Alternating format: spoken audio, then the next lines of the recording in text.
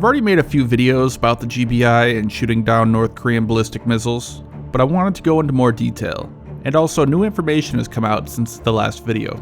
If you haven't seen the last one, there is a link to it here, but as a quick recap, the GBI, or Ground-Based Interceptor, is the weapon the US would use to shoot down North Korean intercontinental ballistic missiles headed to the US. These weapons are all mostly located in Fort Greely, Alaska, directly in the path a missile would take to the center of the US.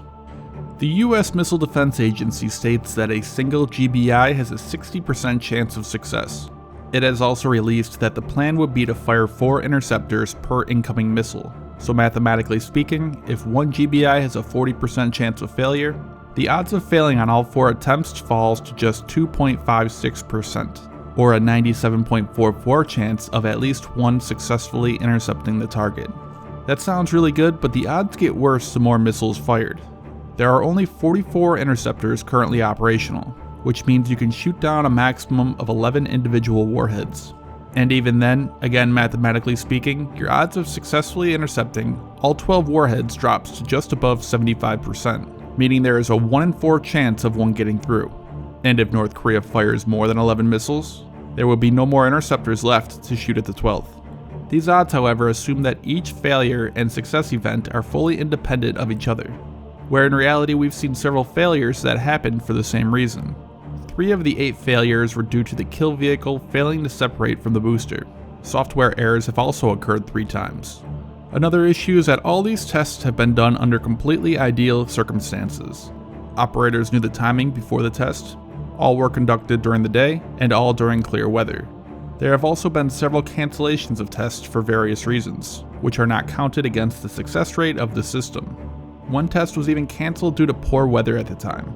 This is obviously not something you have the luxury of doing in a real-world event. You can't call up North Korea and ask them to launch when the weather is nicer, or when your radars are in position and working properly.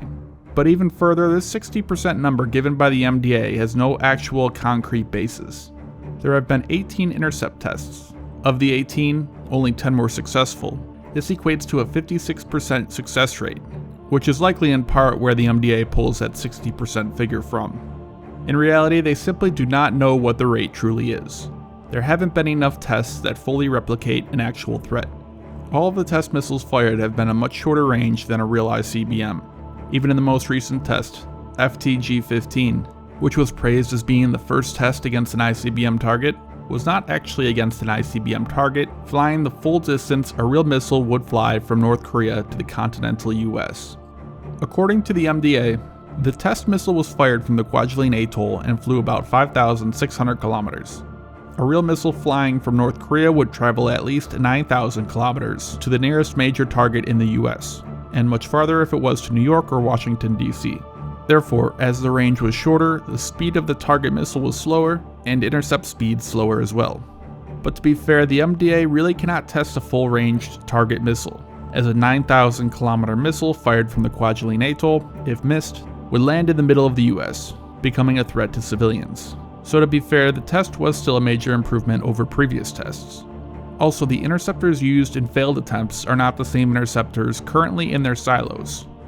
Each failure and success is thoroughly studied, problems addressed, and fixes made. But still, the actual success rate of each missile could more realistically be around 25 to 40%, therefore theoretically giving 4 interceptors a 70 to 87% chance of success. But again, honestly, we just don't know due to the lack of tests. Another issue is that there is not enough time to launch a second wave of interceptors if the first failed. An ICBM has to travel extremely fast in order to reach its full range.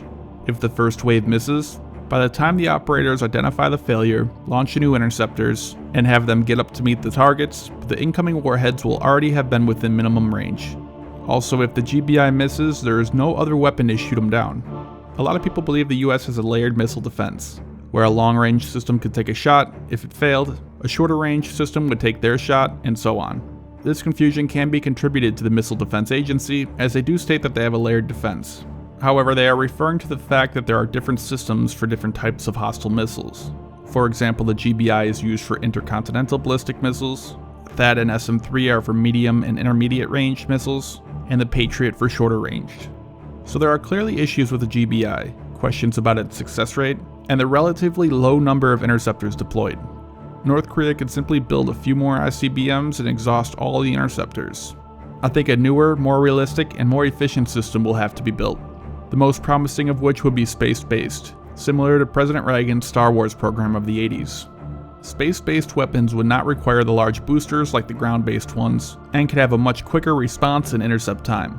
And a laser-based system would even be more efficient, as it would not be limited by the number of kill vehicles, and would not be limited by the atmospheric distortion that a ground-based laser would have. However, the technology for such a system is still far off. Plus, it would require dozens, if not hundreds, of satellites to adequately cover the Earth 24 hours a day, 7 days a week. If anyone is interested in a little bit more detailed explanation of anti-ballistic missile systems, Military Enthusiast Explains has a good video on the Israeli Arrow system here. I left a link to the channel in the description.